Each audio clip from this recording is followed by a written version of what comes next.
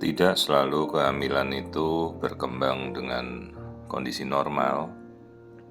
Dalam kondisi seperti ini sudah memasuki 7 minggu, tetapi tanpa ada gejala apapun, ternyata kehamilan itu tidak berkembang, ya, istilahnya kehamilan kosong, tanpa embrio, atau kita sebut sebagai blighted ovum, di mana kehamilan blighted ovum ini istilahnya adalah graviditas anembrionik atau kehamilan tanpa janin terbentuk. Bahkan yolk sac yang menentukan bahwa dia berkembang sedari awal itu tidak terbentuk. Jadi kalau keguguran itu adalah suatu kondisi di mana kehamilan itu terlihat berkembang, awalnya ada janin, kemudian detak jantungnya ada, terus detak jantungnya berhenti. Kalau ini kategorinya lain lagi, jadi sejak awal itu hamilnya kosong. Kita pantau dari awal, kantungnya ada, kemudian kita tunggu pada saat seharusnya muncul embrio didahului oleh yolk sac, ternyata kosong. Dan yang berkembang itu hanya jaringan yang menuju ke arah nanti plasenta, ya, atau namanya reaksi trofoblast. Dan ini akan berkembang terus. Jadi meskipun hamilnya kosong, hormon hamilnya akan naik terus, ya, tapi ini bukan kehamilan.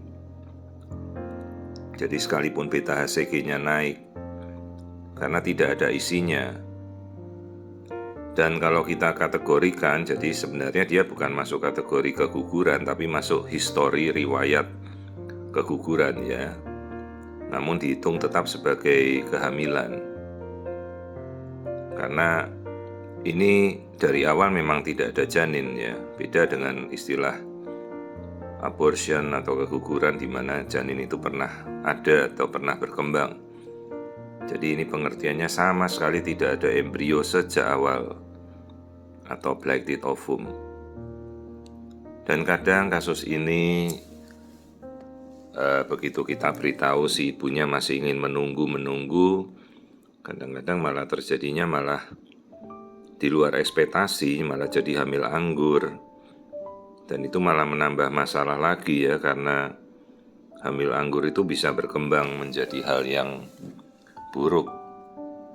Jadi hamil anggur atau mola hidatidosa itu bisa berkembang menjadi penyakit trofoblast gestasional, dan kalau tidak bersih bisa berakhir dengan koriokarsinoma atau penyakit kanker keganasan dari sisa jaringan plasenta.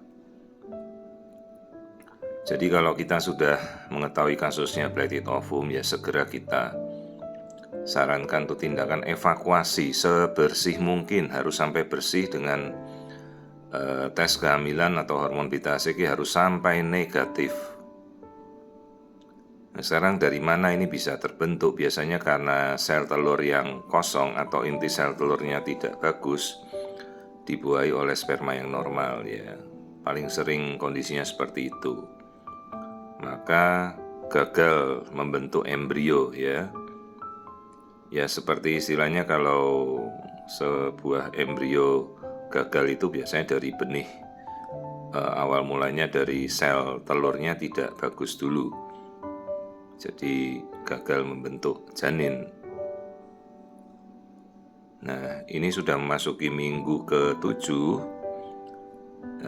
gejala mualnya ada karena beta HCG hormonnya kan pasti naik, ya, tanpa ada keluhan, tanpa ada perdarahan. Jadi ini hanya kontrol rutin, di mana kita harus kontrol sesuai waktunya. Ternyata tidak ada isinya dan bentuk kantung kehamilannya sudah tidak beraturan sama sekali. Jadi kasus blighted ovum ini jelas tidak bisa kita biarkan, harus kita bersihkan, evakuasi, ya.